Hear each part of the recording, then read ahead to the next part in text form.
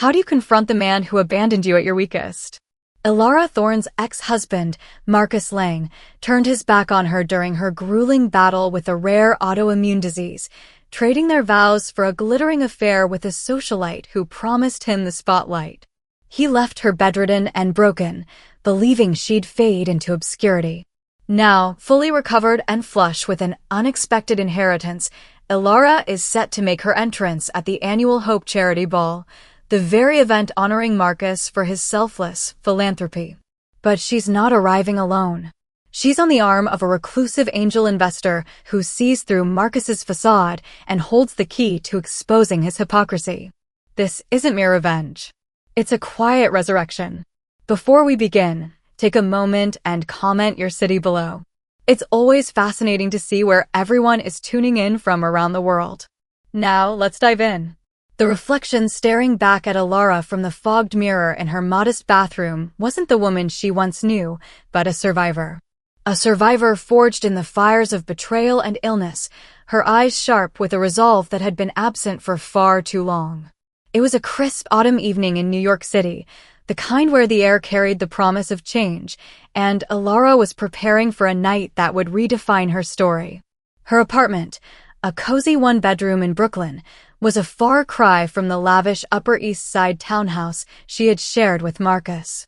Here, the walls were adorned with motivational quotes and medical journals, remnants of her fight against lupus, a disease that had ravaged her body, leaving her dependent on others for the simplest tasks. But dependency had been her undoing. 6 months ago.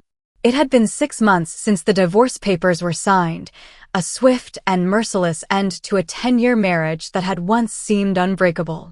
Marcus had called it irreconcilable differences, a sterile phrase that masked the truth. He couldn't handle her sickness.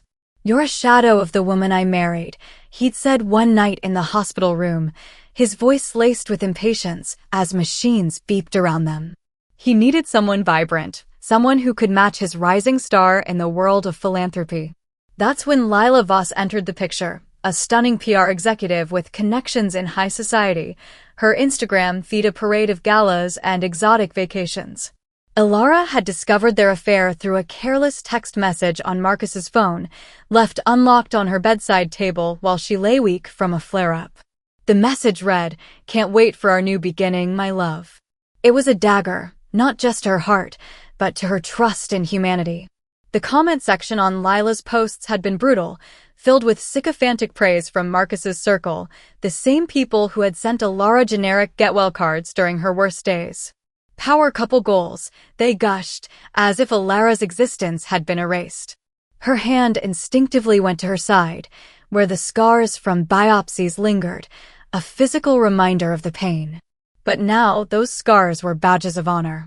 The disease, once a death sentence in her mind, had gone into remission after aggressive treatment and sheer willpower.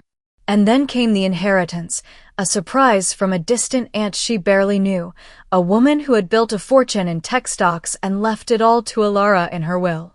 Overnight, she was wealthy, not extravagantly so, but enough to fund her recovery and more. It was ironic, bitter almost, like the universe's way of balancing the scales.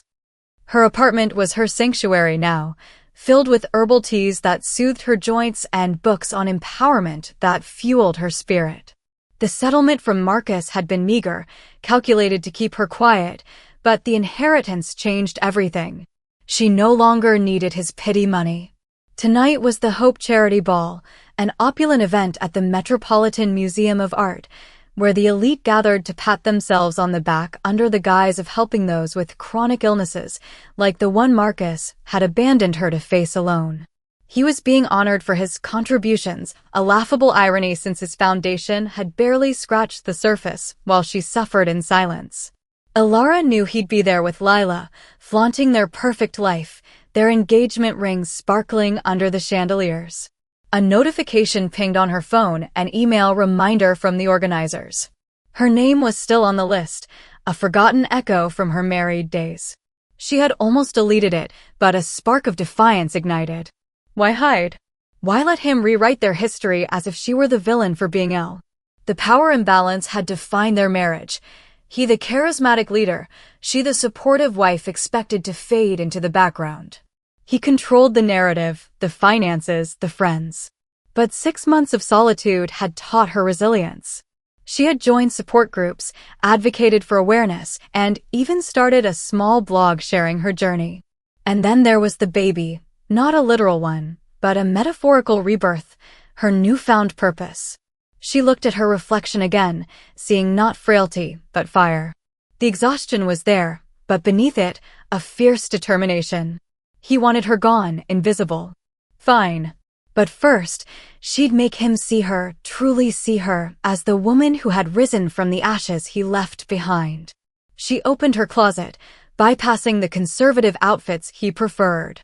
At the back was a sapphire blue gown, elegant and bold, purchased on a whim during remission. Marcus would have hated it, too attention-grabbing, he'd say. A slow smile curved her lips. Perfect, she murmured to the empty room. She would attend the ball. No scenes, no outbursts.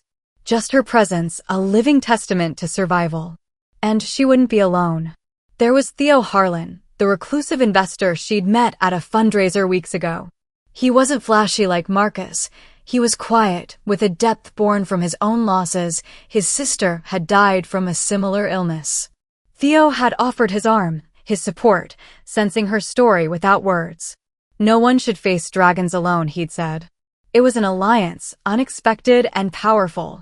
The grand hall of the Met loomed in her mind, a battlefield of crystal and silk. Marcus would be there, king of his domain, Lila his queen. But Elara was no longer the pawn. She was the phoenix. The betrayal had begun long before the divorce papers, like a slow poison seeping into the foundations of their marriage. Elara Thorne and Marcus Lang had met in their early 20s, at a charity run for autoimmune research, ironic, in hindsight. He was charismatic, a budding philanthropist with dreams of changing the world, and she was the quiet supporter, content to stand in his shadow. Their wedding had been a fairy tale, vows exchanged under a canopy of blooming cherry trees, promises of in sickness and in health that now rang hollow. For 7 years, it worked. Marcus climbed the ranks in nonprofit circles, founding the Lang Foundation to aid those with chronic illnesses. Elara managed the home front, her own career in graphic design taking a back seat to his ambitions. But then came the diagnosis. 2 years ago. The symptoms started subtly, joint pain that she dismissed as stress, fatigue that left her bedridden on weekends. When the tests confirmed lupus, an autoimmune disease that attacked her body from within, Marcus was initially supportive. He held her hand during doctor visits, researched treatments late into the night. But as the flares worsened, swollen joints, rashes, organ involvement, his patience frayed. Hospital stays became routine, and Elara, once vibrant, became dependent on medications that fogged her mind and weakened her spirit. "You're not the same anymore," Marcus said one evening in their sterile kitchen, his voice edged with frustration. The air smelled of takeout containers, a far cry from the home-cooked meals she used to prepare. He paced, his tailored suit rumpled from another fundraiser. "This illness, it's a burden. On us both."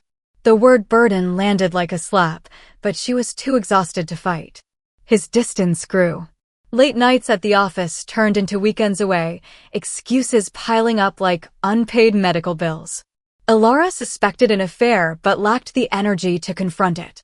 Then, during a particularly brutal flare that landed her in the ICU, he confessed. "I've met someone," he said at her bedside, avoiding her eyes as monitors beeped rhythmically. "Lila Voss. She's alive, Elara. She understands the demands of my work."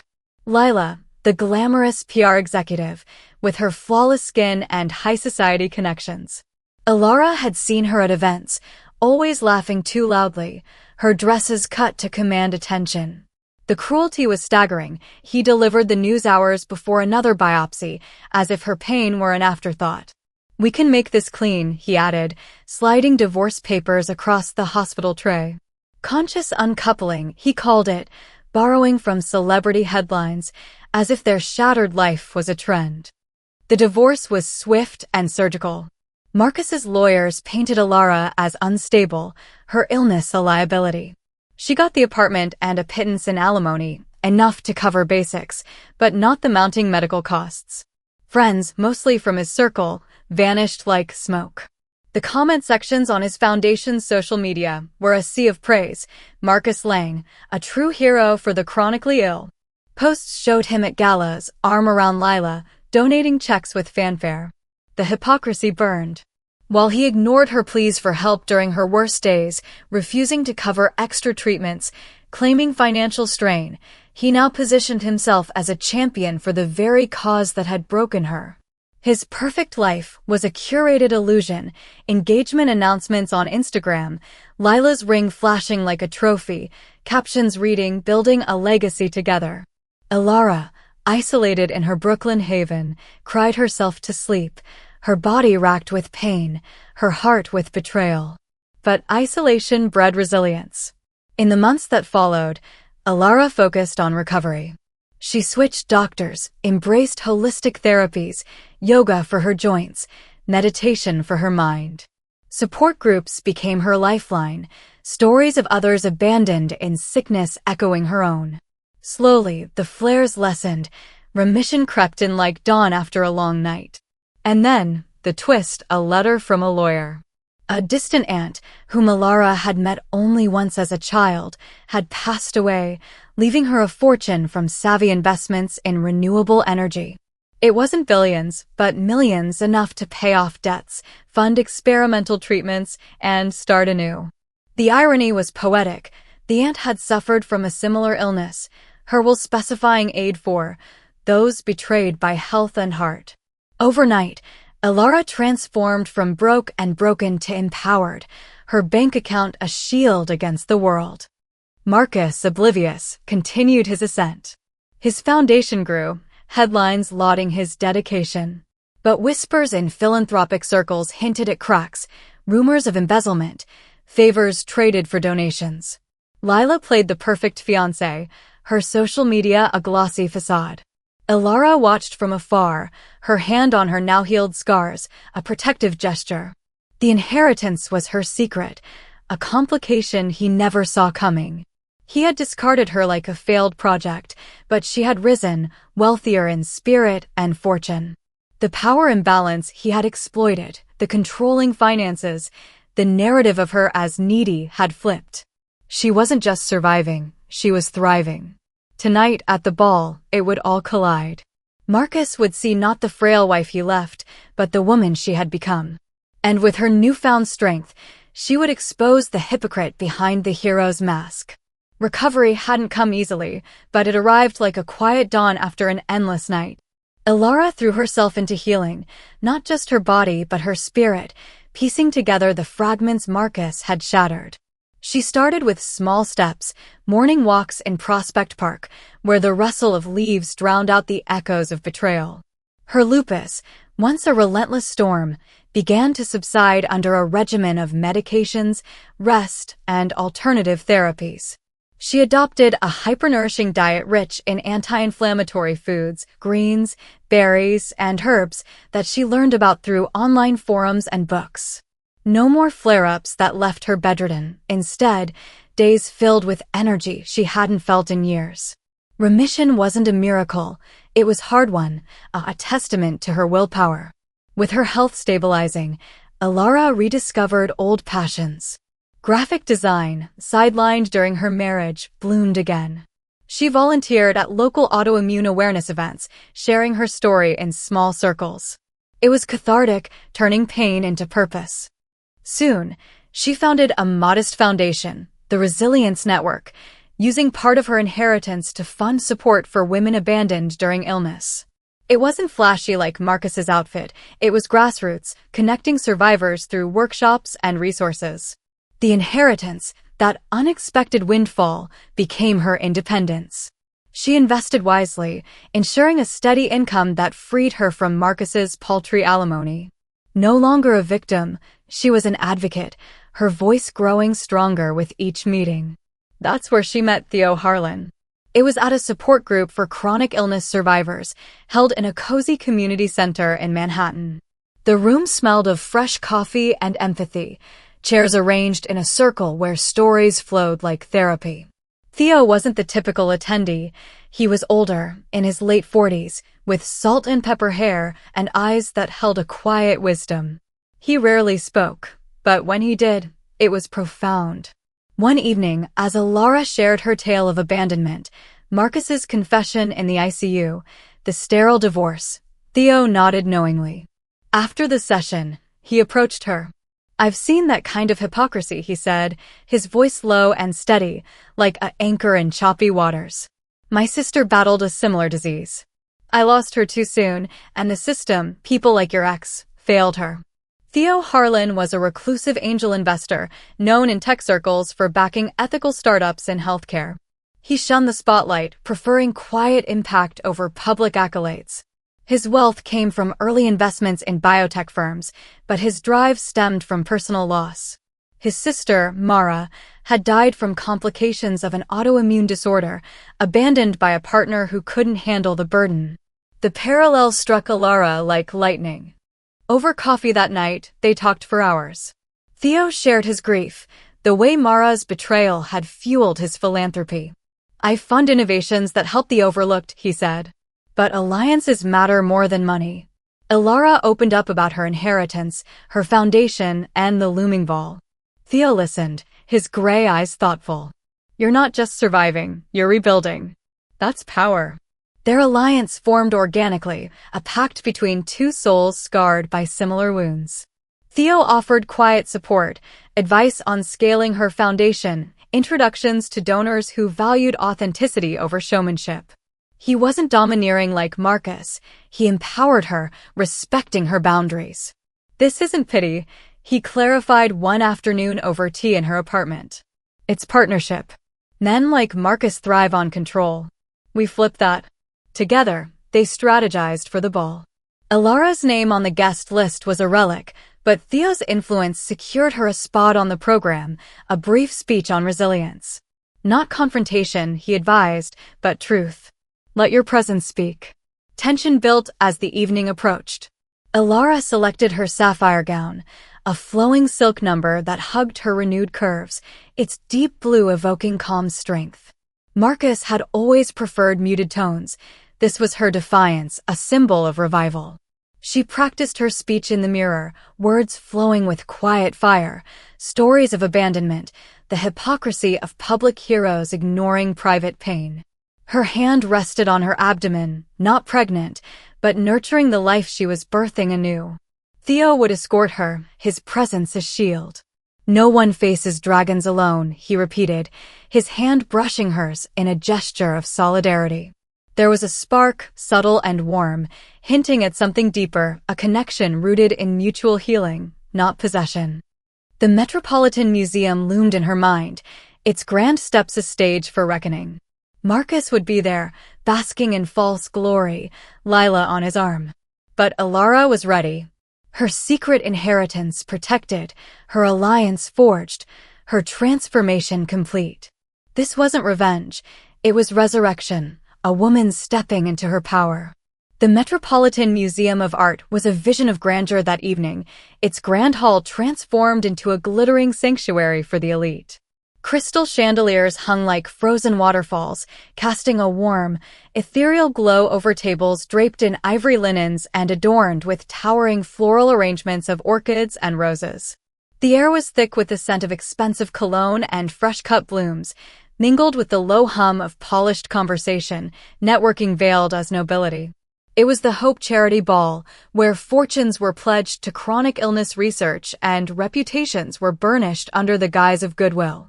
For Marcus Lang, it was his throne room. He stood near the stage, tuxedo impeccable, accepting accolades with a humble smile that didn't reach his eyes. At his side, Lila Voss shimmered in a ruby gown, her engagement ring catching the light like a beacon of their triumph. "Darling, you're the star tonight," Lila purred, her fingers tracing his arm possessively. She was the perfect accessory, poised, photogenic, her social media already buzzing with pre-event posts. Marcus nodded, his mind on the speech ahead.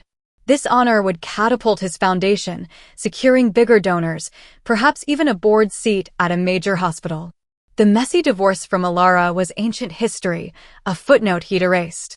He remembered her vaguely now as a frail figure in hospital gowns, a drag on his ambitions. Lila was his upgrade, vibrant and unencumbered. "Everything's perfect," he murmured, sipping champagne. "But perfection is fragile." A subtle ripple stirred the room, whispers spreading like wildfire near the entrance. Heads turned, conversations faltered. Marcus felt it, a shift in the social current, like a predator entering the herd. He followed the gazes, and his world tilted. Descending the marble steps was Elara Thorne, but not the Elara he knew. Gone was the pale, withdrawn woman he'd left behind. She was radiant, her sapphire gown flowing like liquid midnight, accentuating a figure strengthened by recovery. Her hair cascaded in soft waves, her skin glowing with health. And on her arm was Theo Harlan, the enigmatic investor whose name evoked awe in boardrooms. Theo, in a simple black suit, exuded quiet authority, his hand light on her back, a gesture of alliance, not ownership. Lila stiffened, her nails digging into Marcus's sleeve. "Is that her?" she hissed, venom lacing her voice. Marcus couldn't speak, transfixed. Elara's eyes swept the room, calm and unhurried, not seeking him but commanding attention. She wasn't hiding, she was arriving. The whispers intensified. "Who's that with Theo Harlan? Isn't that Marcus's ex?" The power couple's facade cracked under the scrutiny.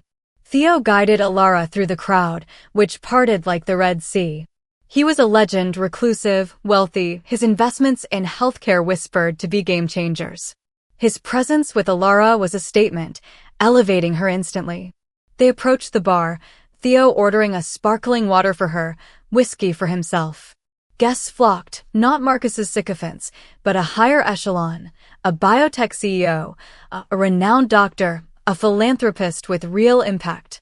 Theo introduced her simply, "My friend Elara, founder of the Resilience Network." No qualifiers, just respect. Elara engaged effortlessly, discussing her work with poise. "We've funded therapies for abandoned patients," she said, her voice steady. With each nod, she reclaimed pieces of herself Marcus had stolen. Marcus watched, rage simmering. This was his night, his honor. Yet the room's gravity shifted to her. Lila seethed. "Do something," she urged. She shouldn't be here. But approaching meant acknowledging Theo, a man who could dismantle his empire with a word. Rumors swirled about Theo's scrutiny of hypocritical charities. Marcus felt exposed, a king dethroned. The MC announced speeches. Marcus went first, touting his foundation's unwavering commitment. Applause followed, but it felt hollow. Then, Elara's turn. She ascended the stage gracefully, microphone in hand. "Thank you for this platform," she began, her gaze sweeping the audience and lingering on Marcus. "Chronic illness tests us, but betrayal during it breaks us. I know, because I lived it." Gasps rippled. She spoke of abandonment, hypocrisy, words that mirrored his actions without naming him. "Tonight, I pledge $1 million from my foundation, funded by an inheritance that came when I needed it most." The sum stunned, applause thundered. Marcus paled, the math hitting, her wealth, her recovery, secrets he'd never imagined. Theo stood nearby, his expression unreadable. As Elara descended, whispers peaked. Theo leaned toward a donor, murmuring evidence of Marcus's neglect, diverted funds, ignored pleas during her illness. No scene, just truth disseminated discreetly. Donors pulled back, eyes on Marcus with pity and doubt. His hypocrisy laid bare, the power flipped. He was the burden now. Elara felt the shift, her heart pounding, but steady. This was her reckoning, quiet and profound. In the quiet sanctuary of the museum's terrace, away from the glittering chaos, Elara drew a deep, steadying breath. The cool night air carried the faint hum of the city below, a soothing counterpoint to the whirlwind inside the ballroom. Theo Harlan stood beside her, his presence a solid anchor, his hand gently on her arm. "You were magnificent," he said, his voice warm with genuine admiration. There was no triumph in his tone, just quiet pride. Elara turned to him, her eyes shining not with tears, but with a profound sense of release. The confrontation hadn't been a storm of accusations. It was a gentle unveiling of truth, and in that subtlety, she had won. The $1 million pledge, drawn from her inheritance, wasn't just a donation. It was a declaration of her independence, a bridge from her pain to purpose. The aftermath unfolded like ripples in a pond. Whispers from the ball spread through New York's philanthropic circles faster than any press release. Donors who had fawned over Marcus Lang began to question his commitment. Rumors of his personal failings, abandoning his wife during her illness while championing the cause publicly, gained traction. Theo didn't need to orchestrate it. His discreet conversations with key influencers did the work. One major backer pulled funding from the Lang Foundation the next day, citing misalignment of values. Headlines followed: philanthropy under scrutiny, hero or hypocrite? Marcus's image crumbled, his speeches now met with skepticism. Lila, sensing the shift, distanced herself, her social media posts turning vague and solo.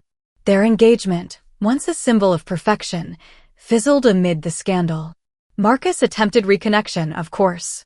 A bouquet arrived at Elara's apartment the following week, red roses, his old favorite, with a card reading, "We need to talk." "I see now." Calls followed, voicemails laced with regret. "I was wrong, Elara. The illness scared me. Let me make amends." But Elara, fortified by her journey, saw through the desperation. It wasn't about her. It was about salvaging his reputation. With Theo's counsel, she responded through lawyers, polite but firm boundaries, no direct contact. "He doesn't get to rewrite the ending," Theo said one evening over dinner, his gray eyes meeting hers with understanding. Their alliance had deepened into something more, a romance born not from fireworks, but from shared vulnerabilities. Theo's loss of his sister mirrored her betrayal, creating a bond of mutual healing. They took walks in the park, discussed dreams for her foundation, and found joy in simple moments. Months later, Elara's life blossomed in ways she never imagined. The Resilience Network expanded with Theo's partnership, securing grants for underserved patients and hosting events that focused on real stories, not glamour. Her blog went viral, inspiring thousands with tales of survival. Remission held strong, her body a testament to resilience. Theo moved slowly, respecting her pace. Their first kiss came under autumn leaves, a promise of new beginnings. He wasn't a savior, he was a partner, building with her, not for her. "You've always had the strength," he whispered. "I just walked beside you." Marcus, adrift in the wreckage, faced a reckoning of his own. The foundation downsized, donors scarce. Isolation crept in, nights spent reflecting on the woman he'd discarded. A final letter arrived from him. "I built on illusions. You built on truth. Forgive me if you can." Elara read it once, then filed it away. Forgiveness wasn't owed, peace was earned. She donated more from her inheritance, turning pain into progress. 6 months after the ball, snow dusted the city as Elara stood at a Resilience Network gala, her event now. Theo by her side, they announced a new initiative, scholarships for abandoned survivors. Applause filled the room, genuine and warm. Across town, Marcus watched from afar, a ghost in his own story, learning too late that true legacy isn't in accolades, but in authenticity. And there you have it. Elara Thorne's extraordinary path from abandoned and ill to empowered and whole. It's a reminder that true strength emerges from adversity, that hypocrisy unravels under the light of truth, and that healing comes not from revenge, but from rising anew. If Elara's tale of resilience, unexpected alliances, and quiet triumph moved you, don't keep it hidden. Smash that like button, share with someone facing their own battles, and subscribe for more heartwarming stories that echo real life. Your engagement fuels more like this. Thank you for joining the journey.